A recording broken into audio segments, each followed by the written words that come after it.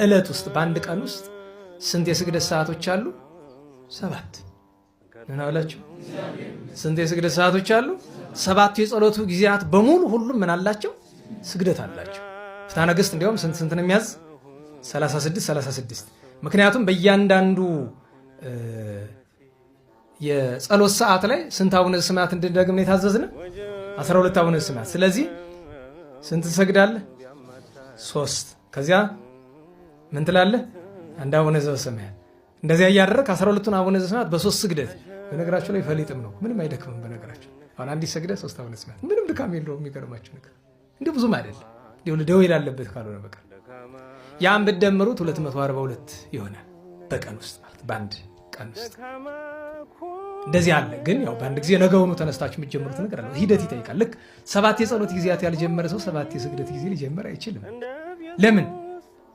ስግደት ያለ ጸሎት ብቻውን የሚቆም ነገር አይደለም። ጸሎት ያስፈልገዋል።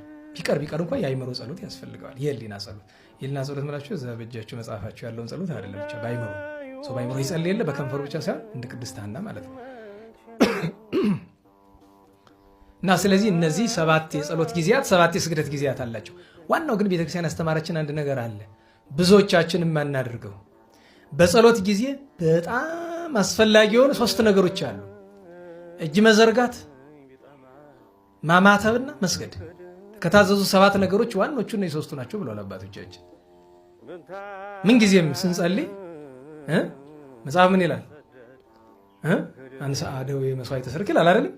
በሌሊት አንሱ እደዊክሙ በቤተ መቅደስ፣ ዲያቆኑ በቅዳሴ ጊዜ አንሱ እደዊክሙ ቀሳውስት ይላል። እጅ አንስቶ መጸለይ የቅዱሳን ተግባር ነው።